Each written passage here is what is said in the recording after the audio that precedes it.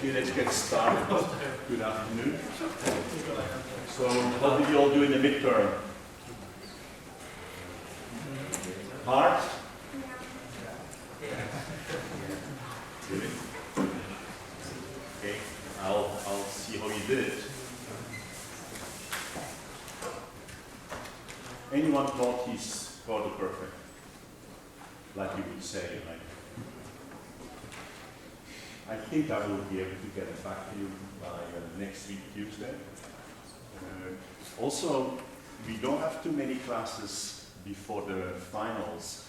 So, would you prefer 1 week of just repeating the material and selecting kind of the questions we go over? Yeah? What's the alternative? You stay home. So what do you want? Review? Okay. You're all serious, right? I'm not going to come here for 3 people, right? Okay, we'll do that then. So today's class is about molding. So we're going to talk a lot about polymers today.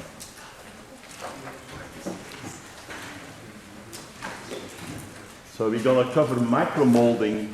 So we're not only going to do the more traditional big plastic shapes. We're going to talk about molding small shapes, so micromolding. And it's going to bring us actually back to this LIGA. And so I know all of you remember what LIGA stood for. Well, I see already some people, please don't ask me that question, right? Yes. What is it? Lithography, electroplating, and molding. LIGA? Yeah, that's good. You kind of got them a little flipped around there, that's good. And no one said molding the last, you were right on. You guys are all too young probably to remember this movie. Who has ever heard about the movie The Graduate? Oh, still.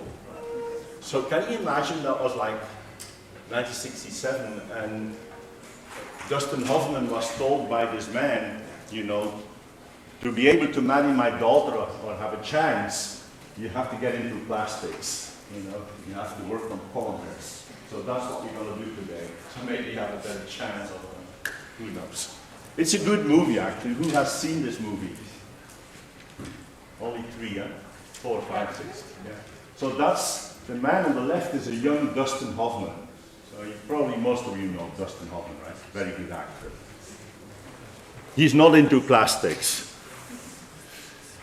Maybe plastic surgery, who knows?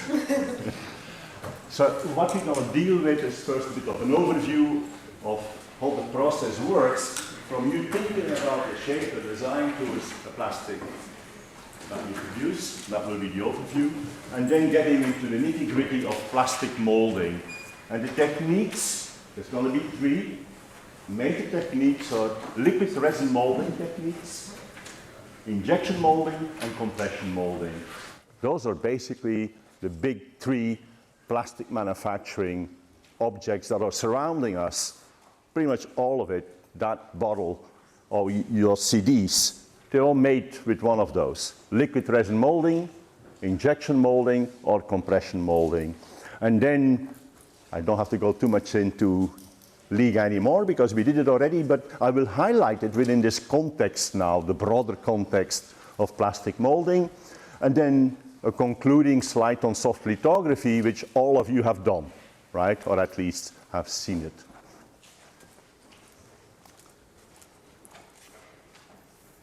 So unfortunately, this slide didn't come out too well, but you guys have such good eyes, right? Yes, Perfect vision, 2020. But I'm going to work my way through it with you. And most of it you have seen anyway. So on the left, what it says is we're going to start with a pattern, a design. We have it in a computer-aided design. We have it on our computer. Or we have the information in a photo mask. Now, the next step, we kind of know about that already, but now it's spelled out better. That is what we're going to do with that information on the photo mask.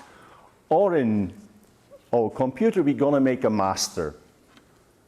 And the difference from all we saw before, we typically didn't make a master, right? We made immediately your final product.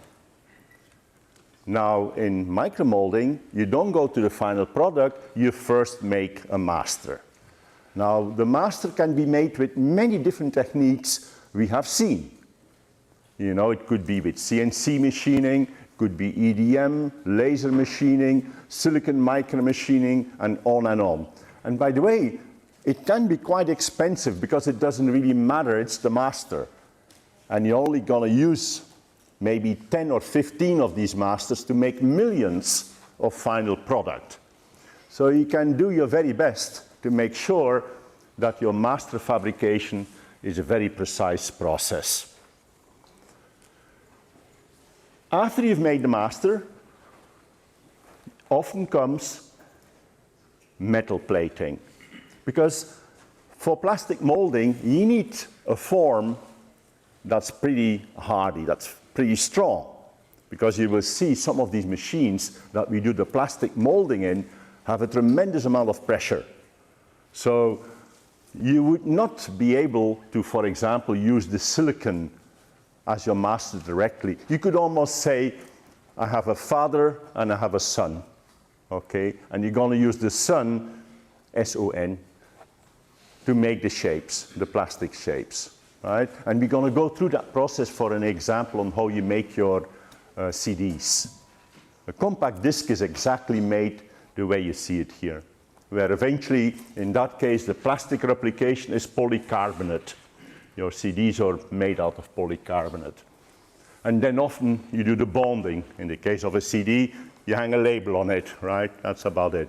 But so, summarizing, you have your design, you make a master in an expensive technology, but very accurate. Well, it doesn't need to be expensive, but it happens, it is often expensive. You then electroplate to basically have the sun, right? If we call the master the father, we make a sun out of metal, and then that metal you use to make plastic shapes. That's always the sequence. If you now think back about LIGA, wasn't that exactly what it was? Right? So in LIGA, where is each of the steps? So the LI lithography was here, right? This one, electroplating, and then the molding. So LIGA is really just kind of a very extreme example of almost nano molding. So let's look at the different molding techniques now. So now I'm in a way jumping to the A in LIGA, right, to molding. And so pay attention, there's three big ways on how you can do molding. Liquid resin molding, big issue here is that you use liquids, it says it, and you inject liquids that will react in the mold cavity. So they're very low viscosity. So in this case, here at the bottom, you have a metal shape. That's the shape of the plastic to come. And what you do is you inject two polymers, monomers, from these two vessels that will react here in situ. What's good about that is you can inject very low viscosity liquids, which means that the forces and pressures here are not all that dramatic. You already know what that will contrast with. That will contrast with you taking a plastic and melting it and then injecting it, where you will require a lot more pressure to put that plastic with high viscosity now into the mold. So liquid resin molding techniques, since mold inserts are typically limited, so now we are talking about the metal shape in which you inject your materials. They are often made of metals, soft metals like nickel, or even brittle materials such as silicon and glass. Micromolding based on low viscosity liquid resins instead of high viscosity polymer melts is a very attractive approach. Let's think about that a little bit. What am I saying here? You can imagine if I go to micro or nano molding and I have these teeny crevices, you know, maybe a channel that's 100 microns deep and 2 microns wide. How will you mold that in plastic? If I have a high viscosity material, it won't even go in there, isn't it? But if I have these low viscosity liquids, like in liquid resin molding, it will fill up that gap. So that's a positive, because we will compare each of those and kind of figure out what are the positives and negatives. So a very positive one in this case is that replication is very good. Even very small crevices, that plastic will go in there, because it starts off as liquids. Now, during liquid resin molding, the low viscosity reactive polymer components are mixed shortly before injection. Where that happens is here. That's where these two liquids come together first, right, in this mixing chamber. So very shortly before you inject them in the mold insert itself. And polymerization takes place during the molding process itself. Right? So the polymer is hardened, the new material, the new molecule is actually formed when they start mixing and then come into the mold insert itself. Now there is two different types within liquid resin molding, and don't be confused about that. One is where the reagents are reacting upon mixing. So in this case, the reaction happens automatically. So I'm not heating anything here, right? They react just because I'm mixing them together. The reactivity of these components is such that they lead automatically to the resulting polymer. If you have two components here that will actually only react when you heat them, you can actually use something which is called transfer molding. So this kind of liquid resin molding that's shown here on the right, more specifically, is based on mixing. So that you call rim or reaction injection molding. But we also have transfer molding. So it's in that class two, right? One is it reacts when you bring them together, reaction injection molding. The other one will react when you heat them a bit. And that will be called transfer molding. The schematic on the right shows a little bit in more detail what we showed in the previous slide. So I have plastic 1, really should say monomer 1, monomer 2 coming on the other side, the mixing head, and then below it, you actually have the mold itself. And then when you open the mold, you have created your plastic shape. So in the rim setup shown on the previous slide, two highly reactive liquids, resins impinge and mix inside the mixer. That's that little hat kind of structure on top of the mold. And then they are injected in the mold while they are reacting actually, but still low viscosity. In the rim, so reaction injection molding, the polymerization is usually mixing activated, so it can quickly react at room temperature or slightly above and convert from liquid to solid. That's the key characteristic of liquid resin molding. Now I told you there's also a group in liquid molding where you do it a little bit simpler.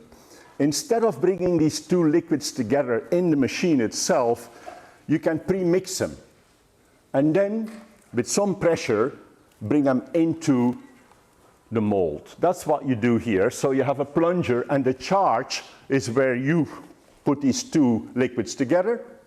You heat it up a little bit, because this one is now not a reaction by mixing. It only happens when you heat, and that's transfer molding. And why do you call it transfer molding? Well, because you transfer it from that pot, the transfer pot, into the mold cavity. But in both cases, remember, we are dealing with monomers. You start from, you either let them react in the machine itself, or you have a separate pot where you let them react, then put them into that transfer chamber, and then push them with a plunger, or actually you can sometimes, instead of a mechanical plunger, you can suck vacuum. And because this is low viscosity, the vacuum is enough to bring that polymer mixture into the mold cavity. So a transfer molding setup for a thermally activated system. So that's underline that. Different from the previous one, there was no thermal activation needed, right? They were highly reactive and they would react in situ. Here, it's a thermally activated process. It's simpler and less expensive than a rim system. And the reactive species have been pre-mixed at room temperature, and the mixture is put into that transfer pot where we showed charge. Then the plunger squeezes the mixture through the sprue into the mold cavity. So the sprue is this connection you see between the transfer pot and the mold cavity. And to cure the mixture, the mold is heated or radiated. That's the difference from before, right? It didn't need to heat there because it was exothermic. These two chemicals would react by themselves. So to cure the mixture, the mold is heated or radiated, depending on what system you're dealing with. And when you have even low viscosity systems, instead of using a mechanical transfer plunger, you can suck a vacuum on here and bring these low viscosity materials in the chamber here. So vacuum assisted molding is used, which is even less expensive than mechanical transfer molding. Okay, we're going to talk now a little bit about pros and cons. You already told me, I already told you, one obvious advantage of this system is that you will be able to replicate very, very small features because you're dealing with such a low viscosity liquids, meaning even small intricate features, micro or nano, can be replicated. But there's problems coming with that. Maybe even without looking behind me, that's difficult, all right? I have to make you all turn around or something. But what could be the disadvantages here? If you think about it, actually, that's a reactor there, isn't it? So when a reaction occurs, you know, heat is released, and also the material can shrink, isn't it? They could also adhere to the walls of the mold insert. So these are all kind of problems that you will not have with the next systems we were going to go over. So reading through it, two major complications associated with liquid resin molding, or that an internal mold release agent must be used and polymer shrinkage during polymerization. Do you understand each of those? So it's easy to understand that the form can shrink, right? The other one, what does that mean? A mold release agent is something you add to it so it doesn't stick to the pan, you know. But the problem with that is that often these additives actually change the polymer characteristic. And so that's kind of a bit of a disadvantage. And by the way, you can do it two ways. That mold release agent, you either, you know, paint it on the mold cavity, on the walls, or you put it inside your polymer mixture. There's so two ways to go about it. Now, release agents are added to the bulk polymer and tend to reduce the properties of the polymer. External mold release agents coating the surface of the mold insert are unsuitable since they are difficult to introduce into all the micro features of the mold insert. You get that, right? So if I try to cover these small little cavities, that mold insert release agent, you know, has a bit of a higher viscosity. So you might not be able to follow all of the contours of your mold insert. So it's not really a solution. So since the resin must be fully cured at somewhat elevated temperatures, the cycle time is typically more than 10 minutes. So you know, this is not how you're going to make your CDs. Compact discs, you need to make them much faster than 10 minutes a CD. What does that mean at 10 minutes? That's the opening and closing of that mold, right? So you see the mold cavity here. To eject a polymer part, it should not take 10 minutes, right? And that's where the next technology of the three that we will discuss will come in. But before concluding liquid resin molding, let's do the pros and cons. So pros, ease of mold filling, because it's low viscosity. Low stress on the master, same reason, right? If you inject liquids rather than a half molten solid, it will be much easier on the containment structure. high chemical and thermal resistance, that's very important, the third point. With this technique, you don't need to use thermoplastic materials. Huh? You can use thermosets, which are cross-linked. So with the next techniques we will see, you can only use thermoplasts, because there what we will do is heat an existing polymer above the glass transition temperature. So sometimes you will just have no choice, and you will not be able to use but this technique, because that's the only one that can deal with thermoset polymers. So, and those we know are very highly chemical and thermal resistant because of the cross-linking. Right? You have a polymer chains now, and there's cross-links everywhere. Right? It's not like long polymer molecules that can slide past each other. They're all interlinked. There's one 3D network. That gives them the stability, but it also gives them the inflexibility to melt them. So replication, and that's a pro again, is extremely good for small, high aspect ratio and 3D features. Those are the positive ones. Now, what about some of the negatives? Long cycle time, minutes, sometimes even hours, for the reaction to completely run its due. Polymerization shrinkage, we talked about, and contamination. Resin residue is the reaction is not 100% run out, and production cost is medium to high. In a way, the third point you could also associate with what? With these additives, right, that you need to add for it not to stick to the mold. So far for our first big technique for polymer molding. Here comes the second one, and that's kind of the godfather of plastic molding. Pretty much most of the objects we have surrounding us are made this way, mostly because it's very fast. And this is injection molding, or IM. And you might have seen some of these machines. They're huge. You know, they go from that wall to that wall. And they're very expensive. And what they basically are doing is taking a polymer, it's already made, the reaction has occurred, and you melt it to above the TG, or the glass transition temperature. It means they become fluidy, liquidy, but not as liquidy as the ones we saw in the first category. So that's why we will need much more pressure here to pump that viscous, highly viscous material into the mold cavities. So let me close that door. I think this is putting some light on the screen. So injection molding, IM, is based on heating a thermoplastic material. Remember that, right? The other ones we can do thermosets. That must be an impact. Is that what it is? So you heat the thermoplastic till it melts, and then you thermostat the mold part, where we're going to inject the material, with a controlled injection pressure, and then you cool as soon as the mold is filled. So this one will go heating, cooling, heating, cooling, heating, cooling, right? So injection molding is probably the most widely used technique in microscopic production of polymer parts.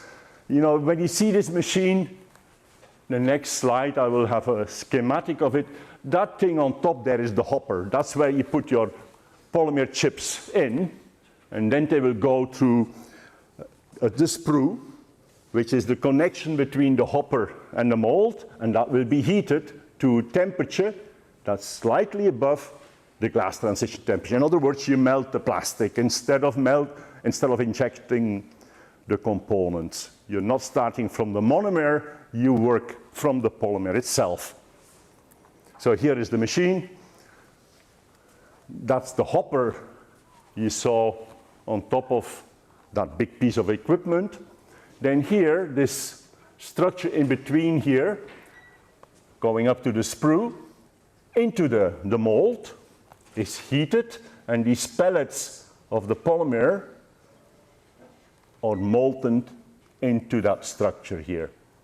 So this machine can get you parts, CDs for example, in 1 or 2 seconds. And we're actually going to go through the whole process of how you make a CD, in case some of you have artistic ambitions, want to make your own music. You don't use CDs anymore though, isn't it?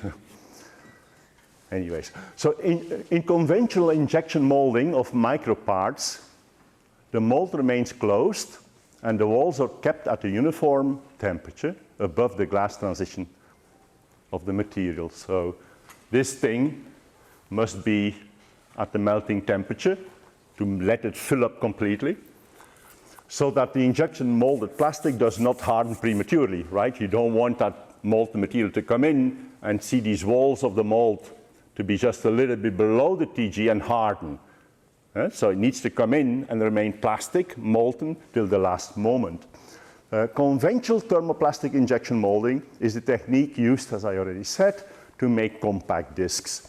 Now, the CD is actually quite a sophisticated technology. You know, it has features in there that are about 0.1 micron in depth, and they have lateral dimension of 0.6 microns. And that is not even Blu-ray. You know, with Blu-ray, you go even to smaller features. So this technique, although it can make parts so fast, is actually quite sophisticated in terms of the sizes it can make. What you will notice though, with this 0.1 micron and 0.6, you only have an aspect ratio of 0.16. When we talk about micromachining nanotechnology, actually you will talk about aspect ratios that are much, much better. Do you remember an aspect ratio I mentioned to you in the case of LIGA? I gave you a number there, and you can contrast that with this 0.16. That's not very good, 0.16 for MEMS.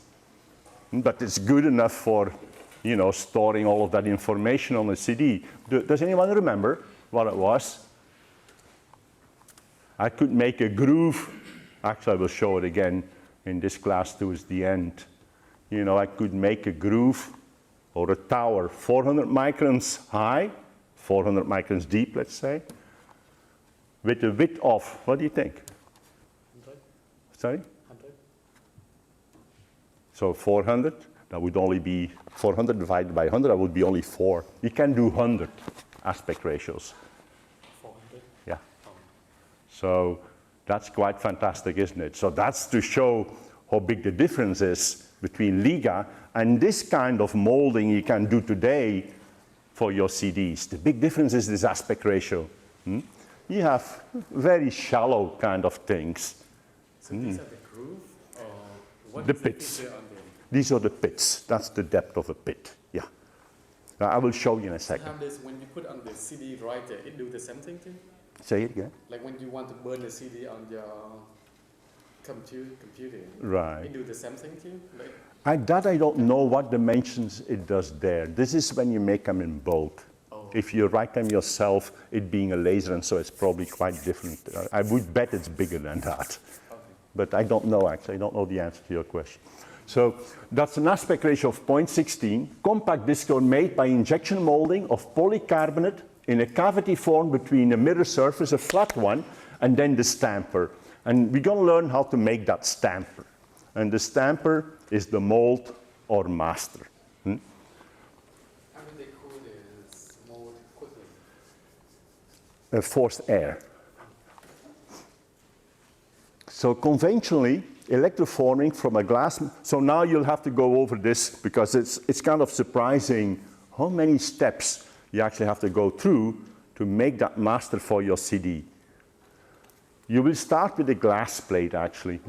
So a glass master that's then used to make nickel stampers.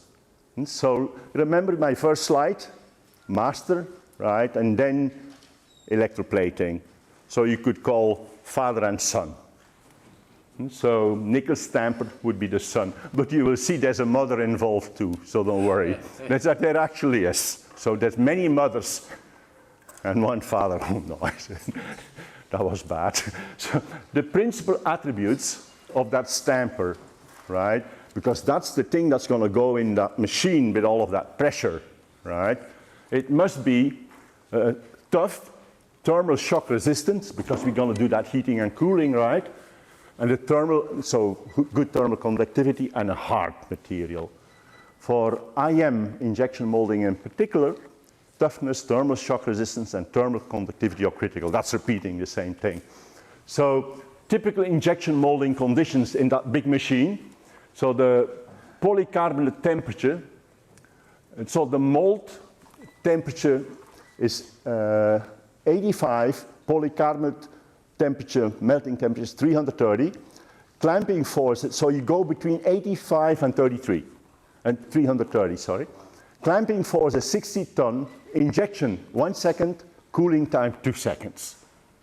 So you compare that to the previous one, 10 minutes, right? So this is fast, much, much faster.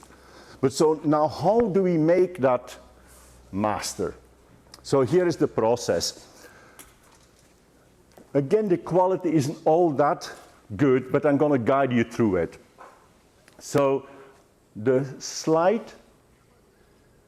first picture on the top is the master. What do we have there? Actually, by now, you learned so much anyway. You should understand each of the processes. So I have a glass plate, and I cover it with a resist.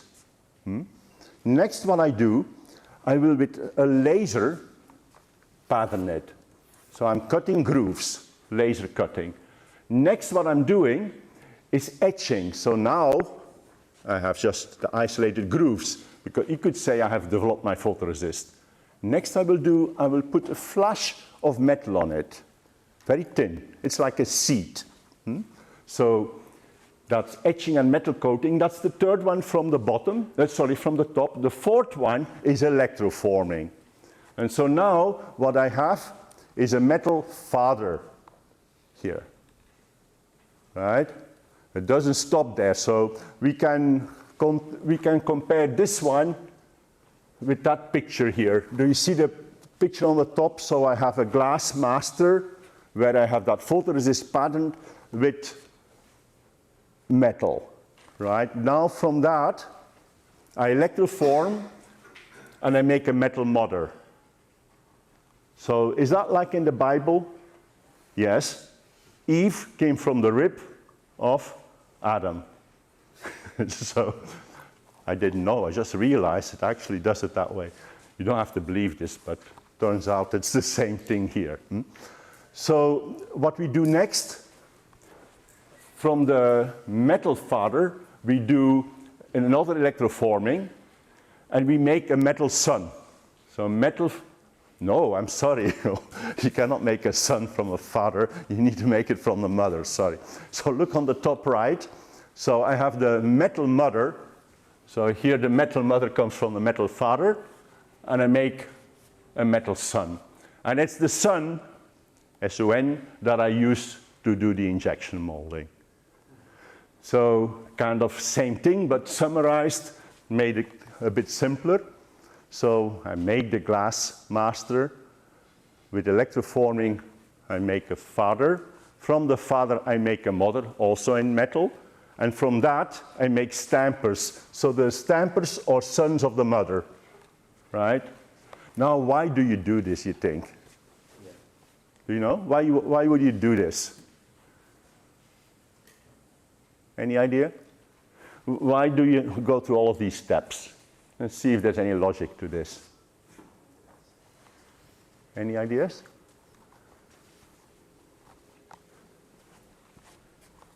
Remember, why did we do this in LIGA?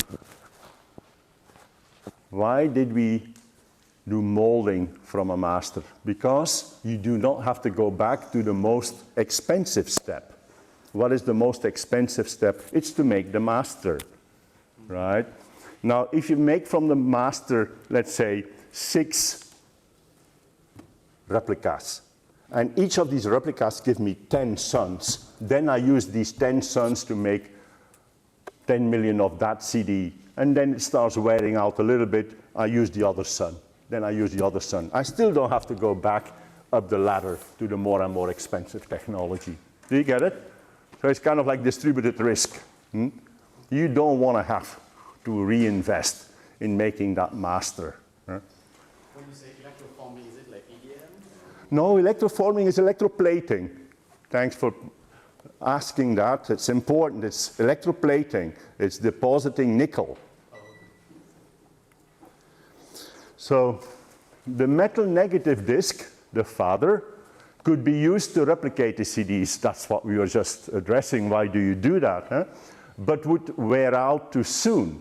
By plating the metal negative disc, the father several metal positive discs are produced and called the mother. Then each mother is used to create the stampers, which are the sons. So by doing that, you're far removed from the more expensive process, and you can use each of the sons, the stampers, to create so many millions of plastic parts before they wear out. So then suppose all of your sons are worn out, you can go back to the mother and say, mother, create me some more sons. You do a new electro deposition from the mother, right?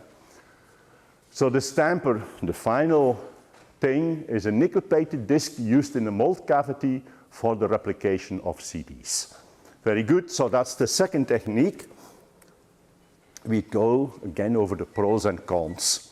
How much resolution do you lose in each step? I don't know. It's actually worse. Well, worse, I shouldn't say, I shouldn't use that word, but the resolution will be less than liquid resin molding for obvious reason, because there you work with liquids, very low viscosity. So resolution, although it's quite impressive, right? What you get with is 0.6%, but still you will not do the nano features we need in LIGA, for example. So pros and cons of injection molding are summarized in the table here. And then this gives example materials.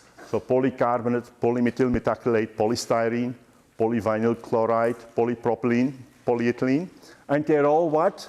In terms of groups of polymer, they will all be thermosets or thermoplast? Thermoplast, right? Because here we are not making the polymer in situ. We have the polymer already formed.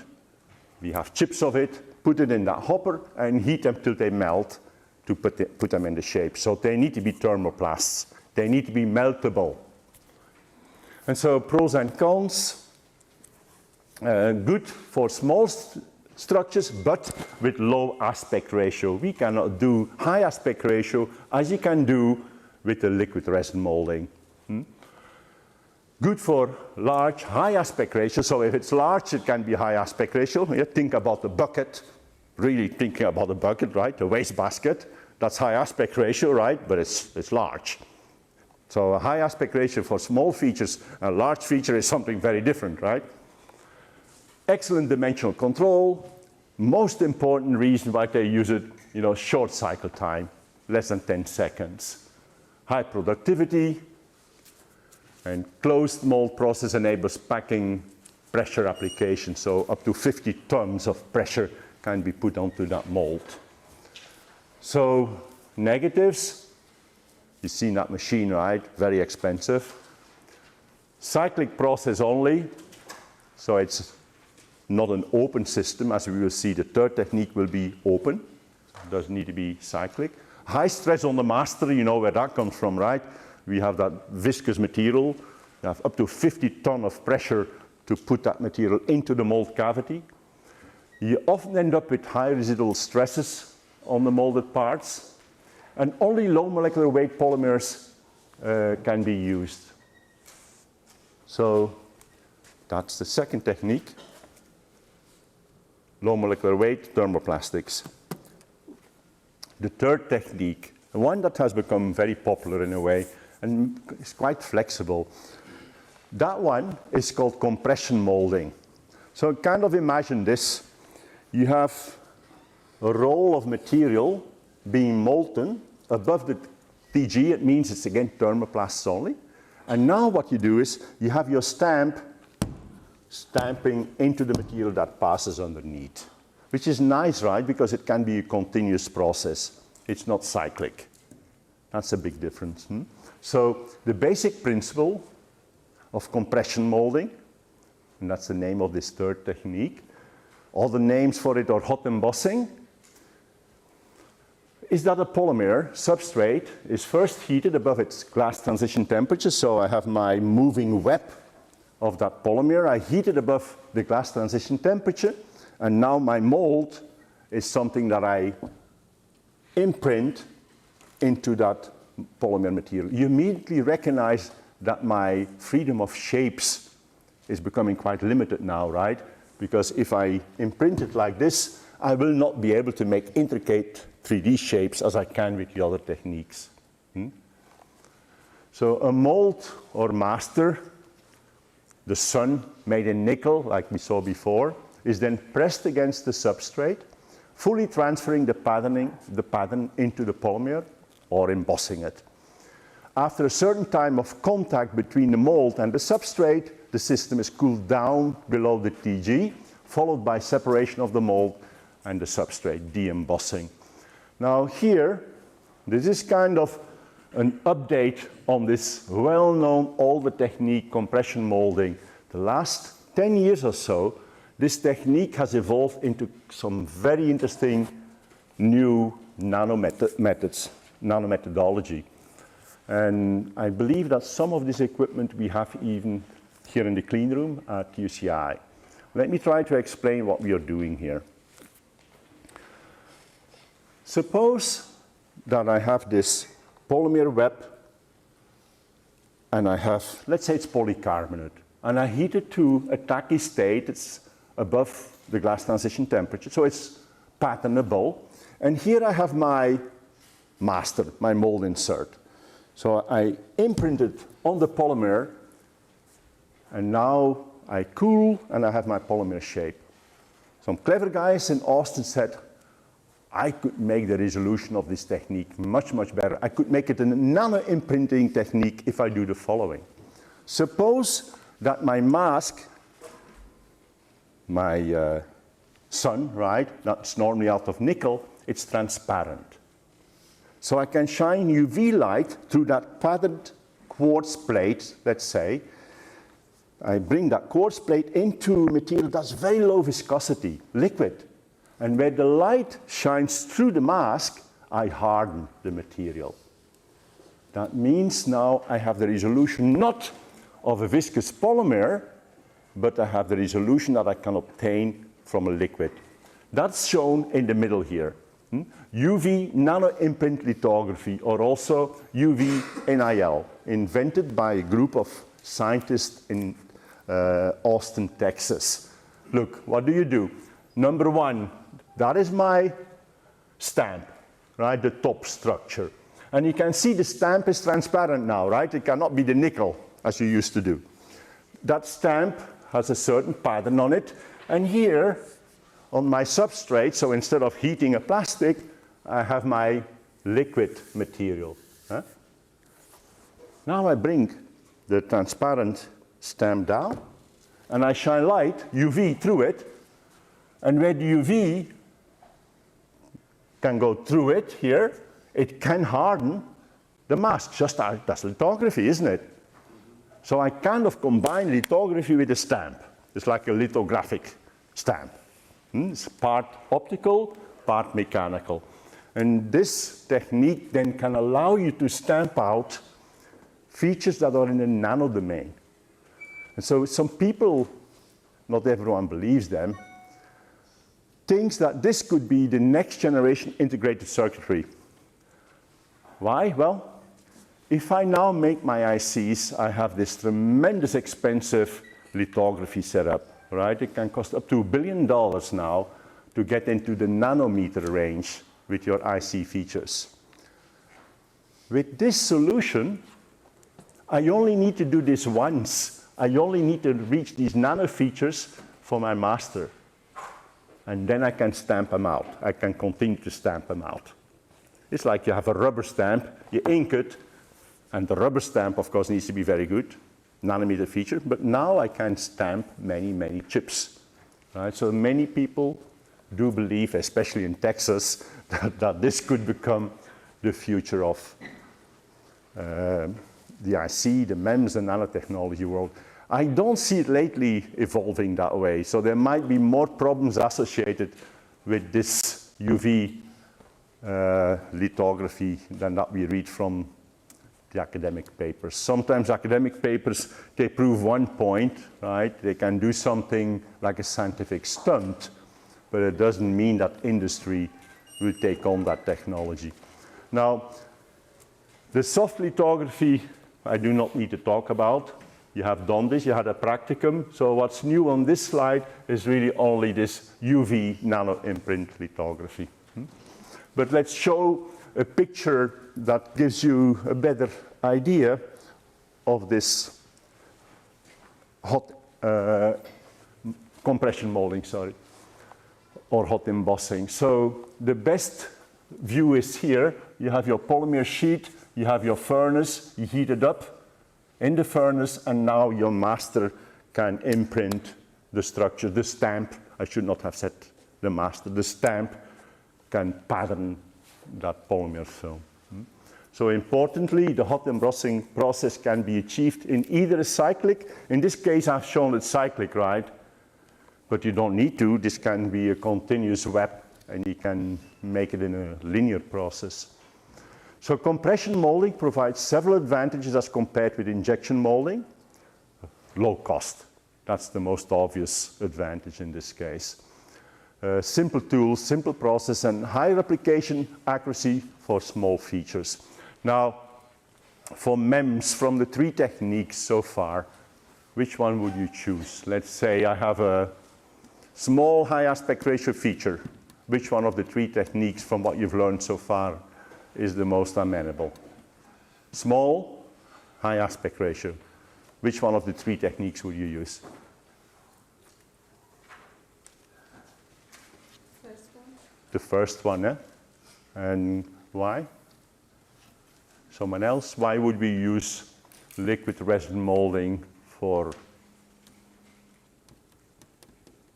Yeah, the low viscosity.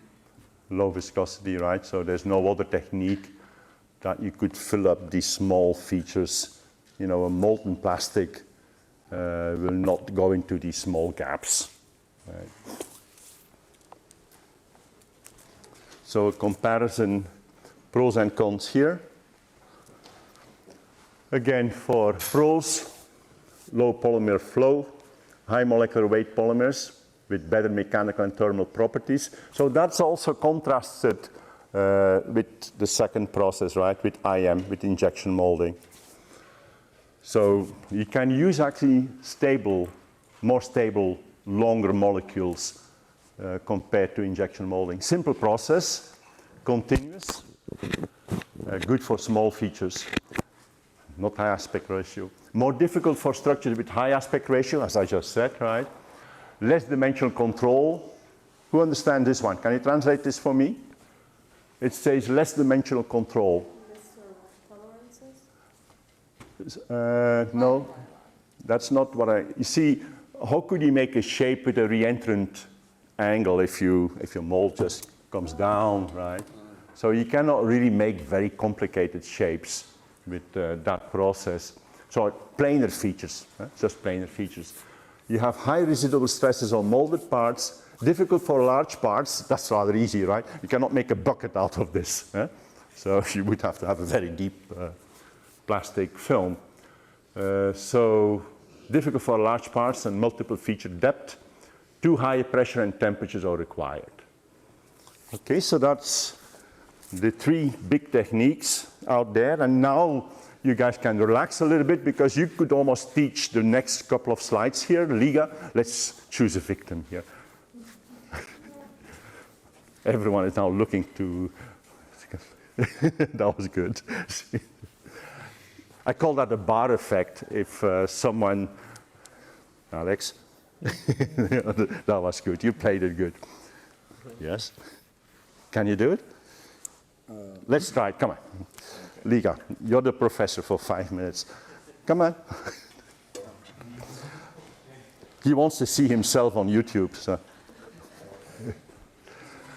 Okay, so but you guys help him out, right? I think each of the next 3 slides we've seen already. And it's really a good application of everything we've learned. Okay, loud. So the process of LIGA, here on the right. Let's see. start, well, I remember the process. First you have to get like your silicone surface prepared. Not necessarily, right? In this case, it does not need to be silicon, right? It can be any substrate, but yeah, we often use silicon, good. Then what's that next layer there? Pattern. No, not that next layer. So we see substrate and then it shows a thick layer. Right. Resist. Polymer which reacts to the X-ray. Exactly. And what's neat about this is that that layer, that polymer can be so fat. Huh? In integrated circuitry, that resist would be how thick? Any idea? Help them out. In the IC process, how thick would that layer be? 1 micron. It's about all. But in LIGA, it can be much thicker. You know, there's people that actually use 2 centimeters thick photoresist. Basically perspex plates, because PMMA, polymethyl methacrylate, is nothing else than these plastic windows, right? Perspex. You can use that actually as that layer. Okay, go on, next. Okay, you lay down the photoresist, and then you have to make your mask. Right, what is special about this mask?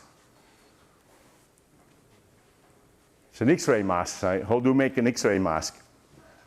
Lead and heavy elements to absorb the Heavy elements, right? So you pattern the features where the X-ray should not go through with gold, lead. And then the membrane, the transparent thing, is something very transparent to X-ray. For example, what do you use? Beryllium, for example. It will be something that has a low atomic mass. Beryllium, for example. Good. So we've done that. What's next? You shine your light Good. on the mask, Uh-huh. and it's either going to cross-link or or the other, I forgot what the other word was, but it's either going to cross-link or do I cannot pronounce it either. I was looking. CSI, SSI element. What is it? Cesium. Who knows it? Yeah, see, Alex. Good. Everyone, scission. It's an easy word, but but you see, now and then another language slips in, but it's scission, so it means you're cutting the polymer chains, making them shorter, meaning that where the X-ray has fallen, the polymer becomes weaker, easier to dissolve. That's why, after development, we end up with these hexagonal columns. Right? So what do we do next? And here comes really the big invention of Eerfeld in Germany, right? Well, we have to. Compare these two. What's the difference? There's a tremendous insight in going from here to here. I wonder if someone recognizes this. Look, what's the difference between this and this one? Say? It's electroplating of It's electroplating in each case, but in this case, the holes. I have kept on electroplating above the shapes. Why is that so important? Well, in this case, I only make one part, right? In this case, look what have I done. I have a mold, because now I can put plastic in that structure. That's the whole invention. Do you see that? yeah. I'll do it again. Because if you understand this one, you understand actually what Eerfeld invented. Look, if I electroplate just up to here, and then I get rid of that photoresist, what have I made? I made one metal part. Big deal, right? I have a $30 million machine to make that one metal micro part. But what Eerfeld said, if I'm electroplating here to make just one structure, why not electroplating over the whole structure so I can hold on to it? And instead of making one part, I have a mold insert. And this mold insert now I can use to put polymer in it, from the polymer metal, and so forth. You have a continuous cycle. Did you get it now? I think both of them is The big difference is that this is a mold insert. How could I put polymer in here? It would leak out, right? There's no... And I agree with you. When you see that first, I was at a meeting when this man brought this up. There were 2 or 3 people, I invented that. Yes? They didn't. Because it's often the simple things that make all of the difference. What he said is, I'm not making a final product, I'm making a mold insert from which I can make millions of products. That's the power of LIGA. Yeah? So we have X-ray exposure, developing, electroforming for final metal product or for mold insert. Thanks. So compared to before, we use the final product to make the... Say right? that again. So if we go to the left pathway, that's what we did to make Yeah. the tool for electro, for the ECM. Yeah, I mean, but if you make that as your final part, this is an expensive part. This is also expensive, but it's a mold. I can make many parts out of this. I want to make sure that I'm not going to the next slide till everyone understands this one.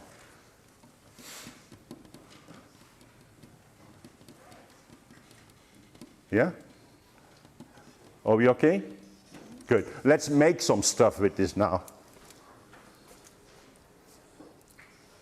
By the way, this is how you continue then, right? So if I go to the left side, game over, right? Nothing follows here. I have a final product. But once I've made that, let's see how powerful this is. And so now I've made that mold insert. I can fill that mold. In this case, I've done it with some polymer. Now I've made a polymer structure and I can make a metal part again. Do you see this? This part is the same as I made in one go directly from the LIGA process. But in this case, I made it from the mold. So very inexpensive versus very expensive. So plastic molding and second electroforming. By the way, people then have made ceramics. They have made all kinds of materials at that unprecedented level of accuracy. Because compared to all of these other techniques, here I have small structures with high aspect ratio, which is very difficult. I told you up to 100. I will show you in a moment structures of that nature. This reminds you of the membrane making. So I'm going to choose another victim. Alex can do this. Come on. You explained it. Come here, come here. You'll see how tall he is. He can probably point to the top here with his finger. Okay, Alex, tell us how that mask is made.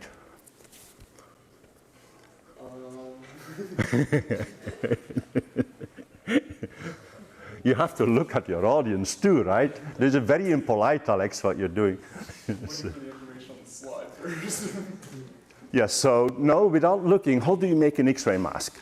I would assume you could, if you're making it out of metal, then you'd have to cut it out somehow. You have to make a master. Could you make an X-ray mask out of metal? No. You first need a transparent material, a membrane material, right? Okay. And so that's going to be that beryllium membrane. You see that? And that replaces the quartz, you know, from your photo mask. And then what is the absorber?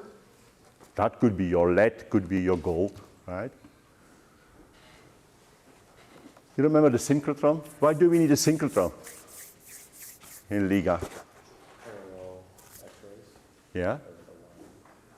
But X-rays that are very short wavelength, very hard X-rays, you know, as with wavelengths like 5 angstroms, very hard X-rays, right? Do you remember what are the advantages of X-ray? It's good, Alex, thanks. What are the advantages of X-ray lithography over UV lithography? Give me 2 or 3 advantages. Deep penetration, yeah, good. Give me more. What else? You don't require clean environment. You don't require clean environment because if there's like a particle of dust, it will go right through it, right? It's low Z, right? Carbon dust. What else? the most important one. Aspect ratio? Aspect ratio, very, very small feature sizes, right? I mean, this is really the gold standard, the Cadillac of manufacturing, if you think about it, right? With my X-rays, I can make this fantastic high aspect ratio, then I can electroplate it, and then I can mold it. And that's bringing this whole thing together. You saw lithography class, you saw electroplating, and you see molding. Bring it all together, you have LIGA.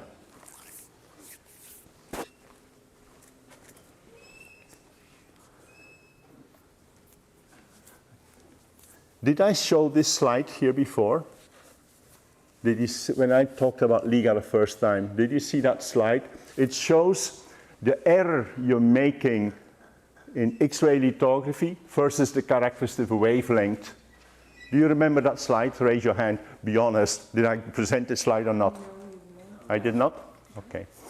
What this slide is showing is that there's an optimum wavelength to use with X-ray technology to make that W, delta W, which is the error you're making, as small as possible. It has two conflicting physical phenomena. One is this. If the wavelength becomes longer, Fresnel diffraction is increasing. Do you understand that? Longer wavelength, more diffraction, right? Isn't it? The other one, the line that goes up, shows that the shorter the wavelength, the more photoelectrons I make. Who remembers that effect? What are photoelectrons? What happens? So I have this very energetic photon coming down on a surface. The electrons are ejected, right?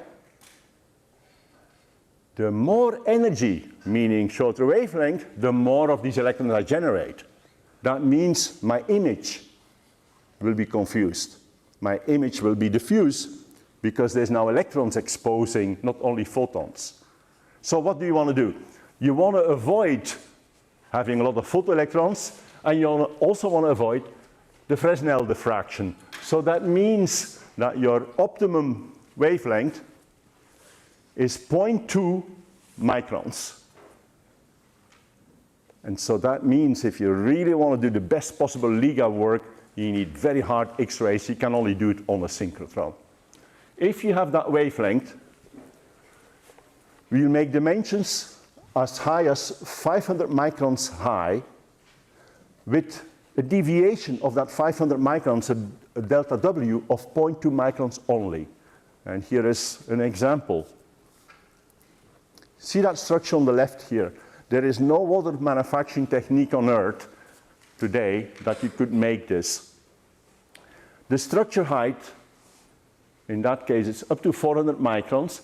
The structure width B goes from 7.2 to 7.4. So in this case, I have 0.2 microns, so it's coning a little bit, but only 0.2 microns over that whole 400 microns of height.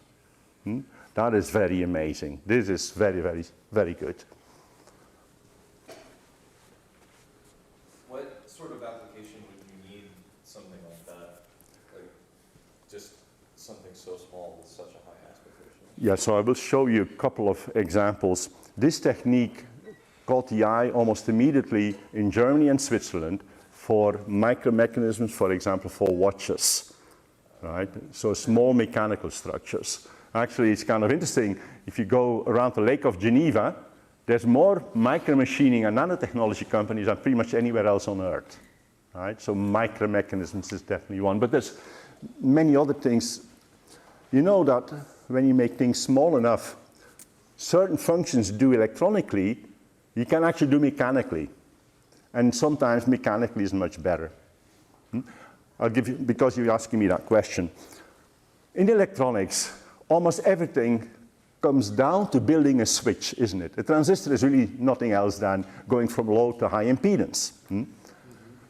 If I make a switch mechanically, and that's how it used to be before transistors, right? You would have, let's say, a metal bar that connects, open and closes, right? But that thing is going to be huge compared to a transistor. But with this kind of technology, we are actually making mechanical structures that start competing with these electronic switches. And their impedance on-off ratio is much better than electronically. Because in a transistor, you still will have electronic leakage. In the case of a mechanical switch, you know, there's a gap there, there's air. So that's impedance infinity. You make contact, you go from 0 to 1. So it's really interesting. If you go deeper and deeper in nanotechnology, many, many things that we now do electronically become suddenly again, mechanical is not that bad. And they can become competitive. Anyways, I'll show you some other examples. Well, before showing you another example, I need to tell you a little bit about the problems people had to solve to do LIGA. A rather obvious one in hindsight is this. Look, if I make a structure like this, this is in polymer now, right? But you know that I could also make a hole like that, right? I could have a PMMA film, a resist film with that crosshatch structure, and I would be looking at the cavity with a depth of 400 microns, right, and a width of B of 7.2 microns. Now you put that in solution to electroplate in that cavity. Do you think it will work? So I mount this structure now, I'm going to electroplate. And I have that hole, 400 microns deep, 7 microns wide, and you put that in water. And the water has nickel ions, and you want to plate these nickel ions in that cavity. Nothing will happen. The water will not even go in there because it will not wet. And so there was a whole team in Germany in the mid-90s, you know, at Karlsruhe Institute of Technology. They, Ph.D. thesis after Ph.D. thesis, finding techniques to electroplate in these kind of dimensions, because electroplating is an old art. People have been doing it, you know, for centuries. Yeah, centuries. But how do you electroplate features of that size? You know what happened most of the time is this.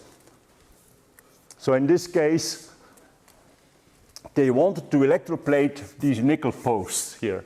But you can see in the beginning, there were almost none of them developing. I can see 1, 2, 3, that's it. To make it work, you know what they needed to do? They needed to add a detergent to change the surface tension so water and nickel could go into these pores, and then they started creating these features. So you cannot straight translate a macro manufacturing technique to the nano domain.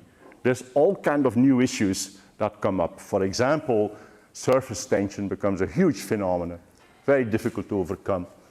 So wetting agents must be added, otherwise, look, even posts of 50 microns in diameter, I was exaggerating, I said 7.4, but even if the hole in there is 50 microns, you know, actually water will not go in there, unless you make it go in there by making the surface tension lower.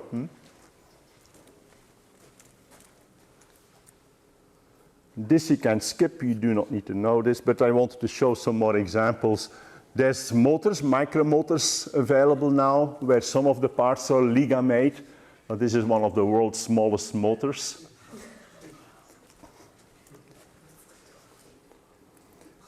This is a turbine to measure flow. And I think this is kind of clever. So the parts that you see as nickel, and then you see this groove here, right? So when air comes in at different flow rates, this wheel will turn, right? And it will turn faster the more air flows through here. Of course, you need to cover that up, right? And how it is measured, can you see what they are doing? I want to see how good an engineer you guys will make. How does this measure actually airflow? Is that a fiber optic? Yeah, very good. Smart guy. See that fiber optic, it shines light on these wheel, how do you call these things? Blades, right? And so every time it passes by, light is reflected differently. So you have chop, chop, chop, chop. So this is a very nice airflow meter. That could be extremely small, right? And if you made it with LIGA, it can be inexpensive enough. Not if you would not mold it, right? Now, what's the difference between making your part immediately versus making a mold and then making this from the mold, right? And soft lithography, guys, you have seen in the practicum. Very good, I finished right in time.